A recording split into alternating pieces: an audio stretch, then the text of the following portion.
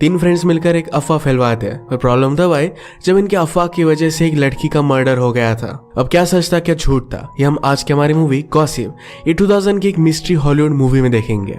अगर आपको ये वीडियो अच्छा लगता है तो प्लीज इसे लाइक और कमेंट जरूर कर दीजिएगा। बिना किसी देरी के एक्सप्लेनेशन स्टार्ट करते हैं।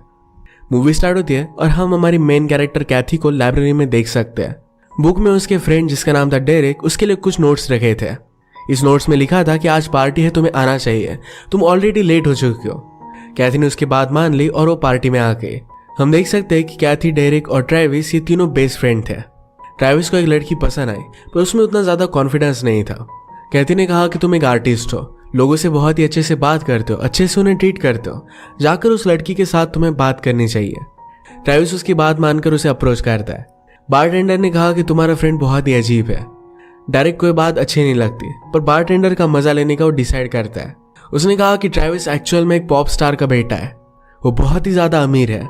हमेशा उसके फादर इधर उधर रहा करते थे तो उसका पूरा बचपन होटल में गया, शायद इसी वजह से वो जरा वियर्ड लगता है। इस बारटेंडर ने गेस किया कि ट्रेविस किसका बेटा हो सकता है। जब ट्रेविस वापस आया तो उन्हें वो फ्री ड्रिंक्स देता है।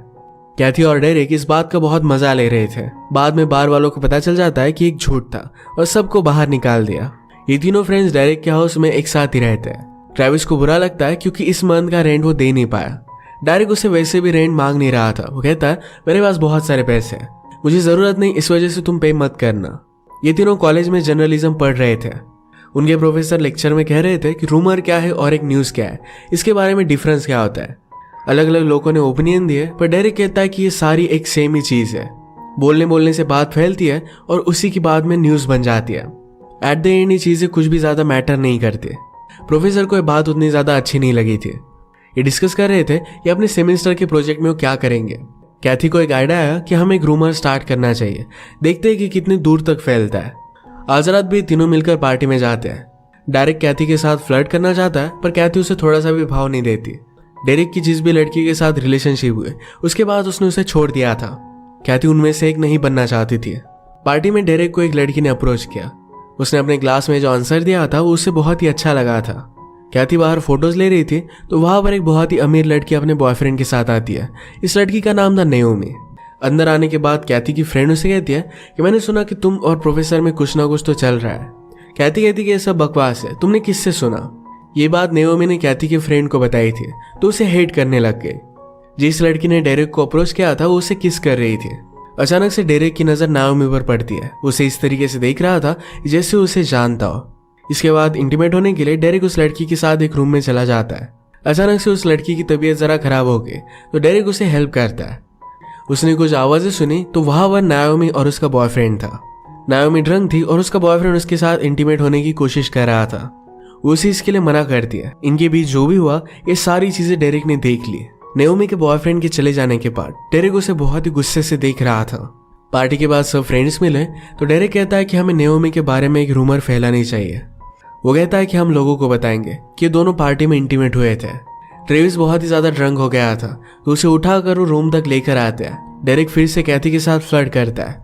कैथी ने कहा कि हम दोनों के बीच में कुछ भी हो नहीं सकता। डेरेक कहता है कि इससे हमारी फ्रेंडशिप को कुछ भी फर्क नहीं पड़ेगा। ये दोनों किस करते हैं पर कैथी फिर उससे दूर चली जाती है। उसने कहा कि मुझे कुछ भी फील नहीं हुआ। अगले दिन ट्रेविस ने प्लान किया कि किस तरीके से इस अफवाह को फैलाने वाले हैं। कैथी को ये करना जरा गलत लग रहा था पर वो अपना माइंड चेंज कर लेती है। ये अफवाह स्टार्ट कर देते हैं और स्लोली ये फैलती गई। फाइनली लोग ये भी कहने लग गए थे कि नाओमी 2-3 लोगों के साथ उस रूम में थी। इस तरीके से रूमर बनी। इस बात को लेकर ये सब बहुत हंसते हैं। ट्रेविस ने नाओमी के बहुत सारी फोटोज निकाली और एक वॉल पर उससे वो आर्ट बनाने लग जाता है। डेरेक ये देखकर कहता है कि ये बहुत ही अमेजिंग है। ट्रेविस खुद का कॉन्फिडेंस लो कर कहता है मैं इतना अमेजिंग हूँ पर फिर भी मैं अपना रेंट पे नहीं कर पाता। डेरेक कहता है कि जो भी बहुत ही इंटेलिजेंट आर्टिस्ट थे उन सबको लगता था कि उनका आर्ट उतना अच्छा नहीं है, यही तो हमें यूनिक बनाता है। जब नाओमी की फ्रेंड्स उसके बारे में बात कर रही थी तो सुन लेती है। इस बात से वो बहुत ही अपसेट हो गई। अगले दिन वो अपने बॉयफ्रेंड को कैफे में लेकर आई। उससे पूछती है कि उस रात एक्चुअल में हुआ क्या था। बॉयफ्रेंड का नाम था बाओ और बाओ कहता है कि उस रात कुछ भी हुआ नहीं, तुम ड्रंक थी, सो गई और मैं वहां से चला गया, यही ट्रूथ है। नाओमी इस बात को नहीं मानती तो बाओ गुस्सा होकर वहां से चला जाता है। ये सारी चीजें कैथी देख रही थी। ये रूमर और भी फैल चुकी थी। ये जाकर सारे स्टूडेंट की इंटरव्यू लेते हैं। इनमें से बहुत सारे लोग कह रहे थे नाओमी अनकॉन्शियस हो गई थी, तभी बाओ ने उसका फायदा उठाया। कैथी जरा सस्पिशियस हो गई। अगर ये सच है तो इसके बहुत ही बड़े कंसिक्वेंसेस हो सकते हैं। नाओमी और उसके फ्रेंड मिलकर डिस्कस कर रहे थे कि क्या ये सच हो सकता है। नाओमी को इसके बारे में कुछ भी आइडिया नहीं था, वो सोई हुई थी। अगर ऐसा कुछ हुआ होता तो शायद उसे पता चल जाता, पर फिर भी वो श्योर नहीं है। कैथी को वरीड देखकर ट्रैविस कहता है कि ये सिर्फ एक रूमर है, इससे कुछ भी ज्यादा फर्क नहीं पड़ेगा। उसे क्या पता था कि अगले दिन नाओमी डायरेक्टली पुलिस के पास चली जाएगी। उसने अपना स्टेटमेंट दिया तो डिटेक्टिव कहती कि मुझे बहुत ही अच्छे से डिटेल दो। नाओमी 100% श्योर नहीं थी कि बाओ ने उसके साथ कुछ किया है भी या नहीं। बाओ को इन्वेस्टिगेशन के लिए लाया जाता है। वो कहता है कि मैंने कुछ भी नहीं किया। डिटेक्टिव ने कहा कि तुम्हारे फ्रेंड्स तुमसे पूछ रहे थे, तुमने कुछ भी बताया नहीं था। बाओ ने कहा कि उनकी इमेजिनेशन थी, जो उन्होंने कहा वो मैंने उन्हें इमेजिन करने दिया, पर मैंने कुछ भी किया नहीं था। कैथी को जब ये बात पता चली तो गुस्सा हो गई थी। वो कहती कि पुलिस अब इसमें इन्वॉल्व हो चुके हैं। वो डेरिक से पूछते हैं कि क्या तुम 100% श्योर हो कि उस रात नाओमी और बाओ के बीच में कुछ भी हुआ नहीं था। डेरिक कहता है कि मैं 80% श्योर हूँ। कैथी समझ गई कि डेरिक ने उनसे झूठ कहा है।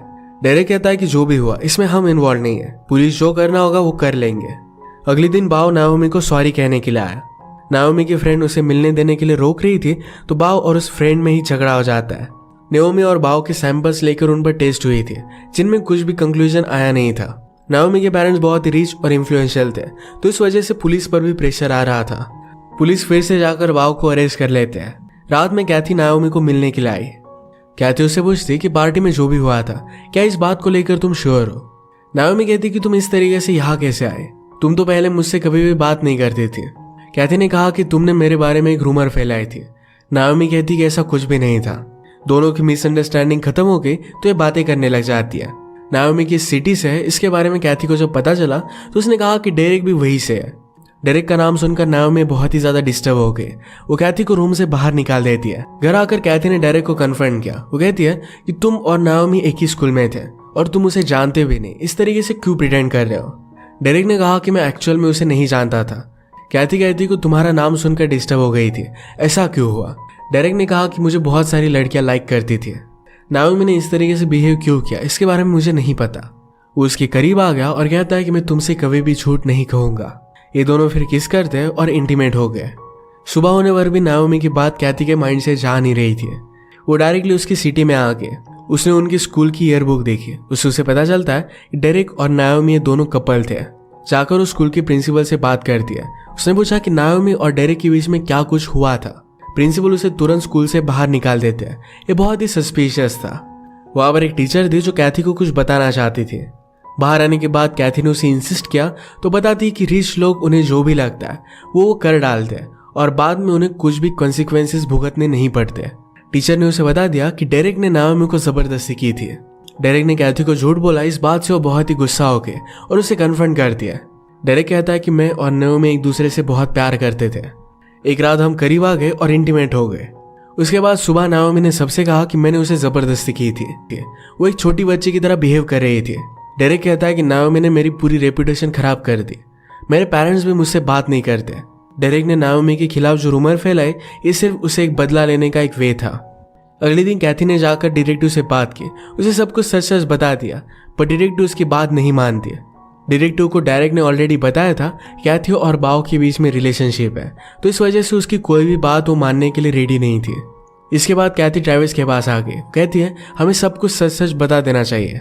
ट्रैविस कहता है कि डेरिक हमेशा मुझे बहुत ही हेल्प करता है, उसके खिलाफ वो नहीं जा सकता। कैथी घर आकर बहुत ही अपसेट थी, वो रो रही थी, पर डेरिक उसे मना लेता है। वो रात में अब नाओमी से मिलने के लिए जा रहा था, पर रास्ते में उसे बाओ देखा।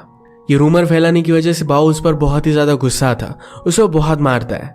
डेरिक उससे कहता है कि नाओमी एक पागल लड़की है, उसने जो मेरे साथ किया यही चीज उसने तुम्हारे साथ भी की है। बाओ उसकी बात मान नहीं रहा था तो उसे वो बहुत मारता है। उसके बाद वो नाओमी के पास पहुंच गया। डेरिक ने कहा कि तुम्हारे एक झूठ ने मेरी पूरी लाइफ बर्बाद कर दी, तो मैंने तुमसे बदला लिया। उस रात तुम्हारे और बाओ के बीच में कुछ भी हुआ नहीं था, पर मुझे पता था कि अगर मैंने अफवाह फैलाती तुम्हारा घटिया दिमाग तुमसे फिर से कहेगा कि बाओ ने तुम्हारे साथ जबरदस्ती की थी और तुमने वही किया। गुस्सा होकर नाओमी उसे मारने लग जाती है तो फिर से डेरिक उसे जबरदस्ती करने लग गया। उसे रूम से बाहर निकाल देती है। घर आकर डेरिक कैथी से कहता है कि मैंने उसे सब कुछ सच सच बता दिया है। नाओमी के साथ फाइट की वजह से डेरिक के फेस पर निशान बन गए थे। ट्रेविस बाहर से आकर कहता है कि नाओमी की डेथ हो चुकी है। थोड़ी देर में एक डिटेक्टिव इन्वेस्टिगेशन के लिए वहां पर पहुंच जाते हैं। उन्होंने कहा कि कल रात तुम नाओमी के रूम पर गए थे, हमने उसके बॉडी पर स्ट्रगल के निशान देखे। ये कोई सुसाइड नहीं थी तो उसका किसी ने मर्डर किया है। डेरेक के फेस के निशान के बारे में डिटेक्टिव ने उससे पूछा। वो कहता है कि मेरे बाव के साथ फाइट हुई थी, इससे वो निशान आए हुए हैं। डिटेक्टिव इसके बाद चले जाते हैं और डेरेक डिस्टर्ब होकर नाओमी के घर पर चला गया। वहां पर बहुत सारे पुलिस इन्वेस्टिगेशन कर रहे थे। वो घर पर आया तो कहती कि हमें सच सच बताओ कि उस रात हुआ क्या। डेरेक कहता है कि मैंने उसका मर्डर नहीं किया, हमारे बीच में कुछ स्ट्रगल हुआ था, तो शायद इस वजह से पुलिस को लग सकता है कि मैंने उसका मर्डर किया, पर ऐसा कुछ भी नहीं हुआ। वो ट्रेविस से कहता है कि तुम पुलिस को बता देना कि उस रात में तुम्हारे साथ ही था। उसने कहती कि फोटो उसे दे दी और कहता है कि तुम्हारे रूम में जाकर रखा। अगले दिन डेरेक जब क्लास से वापस आता है तो उसके घर में पुलिस थे। वो कहते हैं कि तुम्हारे खिलाफ हमारे पास बहुत सारे सबूत है। जो फोटो डेरेक ने ट्रेविस को दी थी, ये फोटो ट्रेविस ने फिर से डेरेक के रूम में रख दी थी क्योंकि इसमें वो शामिल नहीं हो सकता। डेरेक पुलिस को ट्रेविस का प्रोजेक्ट दिखाता है, कहता है यहाँ पर सारी जगह नाओमी की फोटो लगी हुई है, उससे ऑब्सेस्ड है और सब कुछ उसने ही किया है। पुलिस ने कहा कि मैं तुम्हारे हेयर्स लेकर जा रहा हूँ, मुझे पता है कि तुमने ही मर्डर किया है, ये डीएनए मैच कर जाएगा और उसके बाद मैं तुम्हें अरेस्ट कर लूंगा। इस सब से डेरेक डर गया, रात में वहां से भागने लग गया। ट्रेविस को पता चल गया था कि डेरेक ने उसे फ्रेम करने की कोशिश की। वो गन बाय कर लेता है और डेरेक पर लगाता है। उसने कहा कि तुम इस तरीके से भाग नहीं सकते, तुमने जो भी किया इसकी सजा तुम्हें होनी ही चाहिए। कैथी यहाँ पर पहुंची और उन्हें समझाने की कोशिश कर दिया, पर डेरेक और ट्रेविस में फाइट हो गई। एक्सीडेंटली गोली चल गई और ये कैथी को लग जाती है। ट्रेविस पुलिस को कॉल करता है। डेरेक ने उसे समझाने की कोशिश की कि हमें पुलिस को क्या बताना है, ये हमारी स्टोरी हमें स्ट्रेट करनी चाहिए, हम इन सब से बच सकते हैं। ट्रेविस इस बात को मान नहीं रहा था। डेरेक डिस्टर्ब हो गया। वो कहता है कि मैं मर्डरर नहीं हूँ, मैंने नाओमी के साथ जबरदस्ती की थी, पर मैं मर्डरर हूँ नहीं। नाओमी ये सब डिजर्व करती है।